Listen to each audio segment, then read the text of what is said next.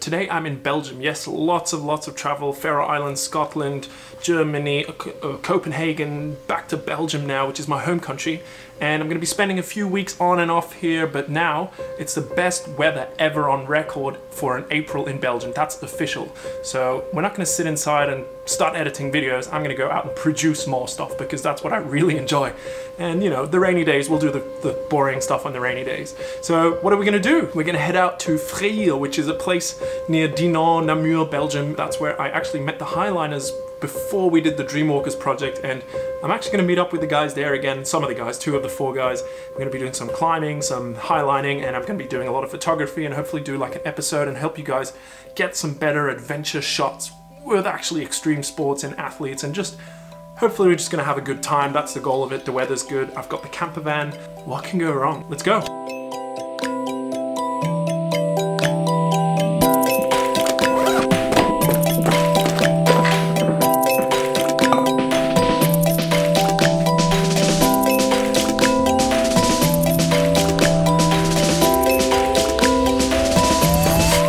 We're in Freyr, finally got here, took all the little back roads. I love the French-speaking part of Belgium. It's really beautiful and underrated in my opinion. But I've met up with Tom and Soraya, his girlfriend, and they put up a massive highline, so I'm super duper excited to go shoot that. So let's go. Filming again. Dude, just ignore me. I thought it was done forever. Yeah.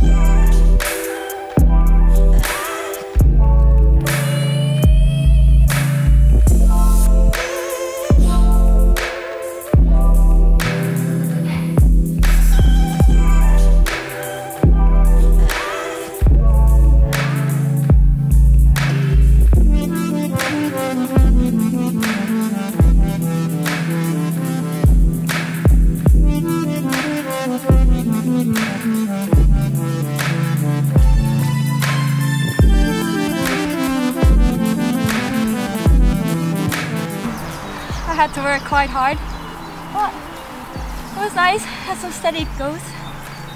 Tomorrow I will try again.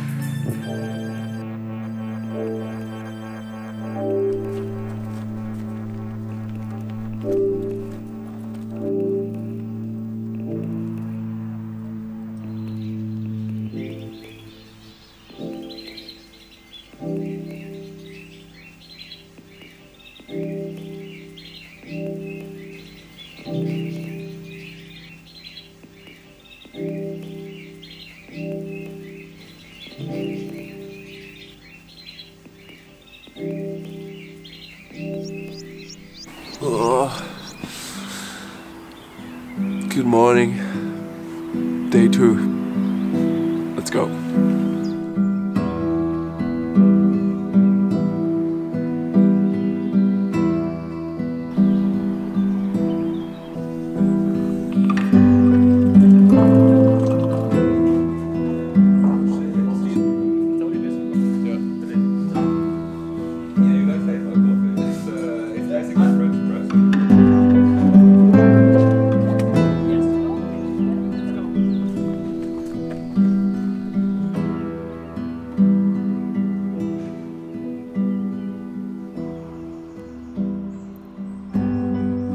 Hanging off the wall a little bit lower down, and the point of that is to get Tom, who's highlining just behind me here, to get him in the sky so I can complete the composition. Otherwise everything is in the bottom and nothing's in the top, so I'm trying to put myself in a better spot and an unusual perspective. So yeah, he's coming back now, and the closer he comes to me, the easier it'll be, the bigger he'll be, the easier it'll be to put him like in the sky and make it look like he's highlining and not just tiny red dot in the distance against the rock. So it's all about isolating the subject, the action. And yeah, he's coming closer, so I'm gonna head a bit further down and then hopefully get a good shot of him. I'm just waiting for him to hit this section here, and I'm gonna use this foreground and hopefully some elements there with the wide lens. Do an upright shot as well, use all the vertical lines from the trees, the rock, everything seems very vertical to place him and get like leading vertical lines.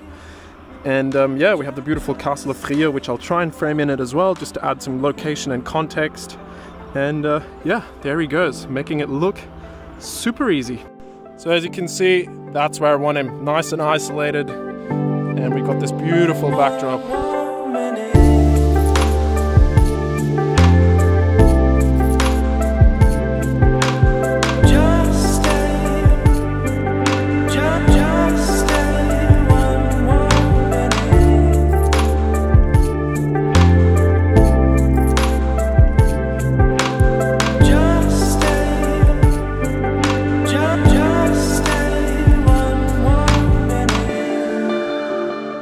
Today I'm going to try and highline.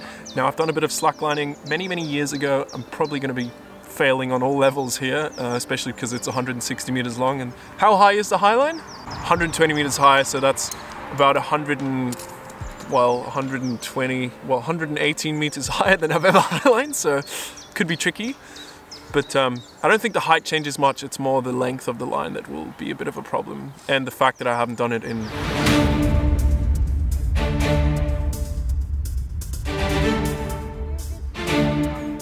So this is what it's like when you put a photographer on the highline. Help!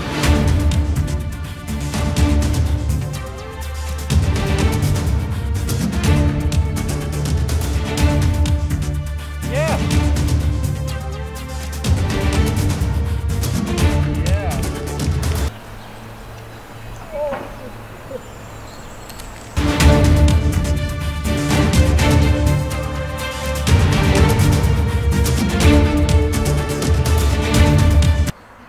Chris, Yeah. tell me everything about it. I can't feel my arms. And I wasn't even standing. But it was great. Sitting on the line is a really nice feeling. And it's like you say, if you don't fight it, it gets really... The calmer you are, the calmer the line is, so it's really nice. But then as soon as you get nervous, everything starts shaking. So does making a movie about highlining make you a better highliner? Hell yeah, of course. Don't try this at home.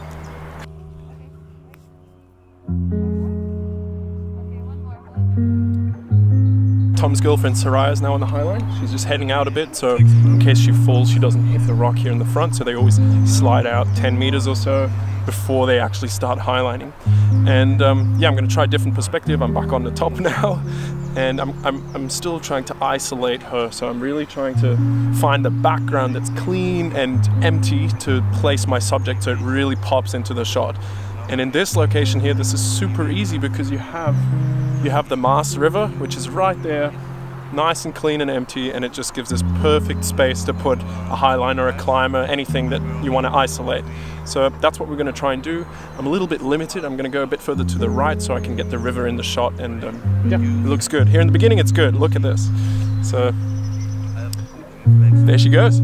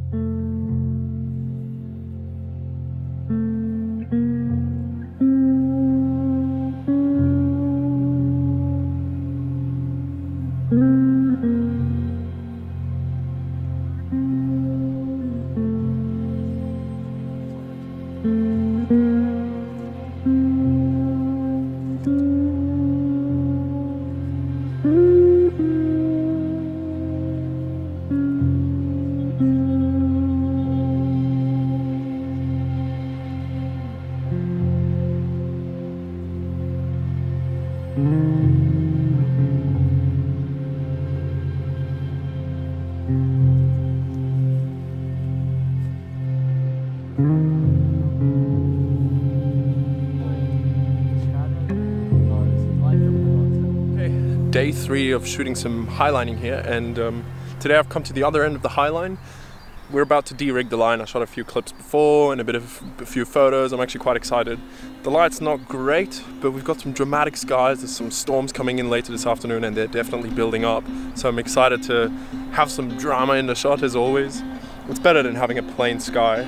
And yeah, I've come to the other end, and the thing is, the key is to isolate your subject. So I'm come around and try to position him exactly in the river again, because it's the obvious place to put a person. If you have this big messy landscape, the river is this clean surface where we can put a contrast in and yeah, have that silhouette or the outline of a person highlighting. It's not as dramatic, but the landscape behind it looks really beautiful. Just this nice S-curve for the river.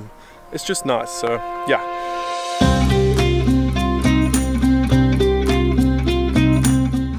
Slight change of plan.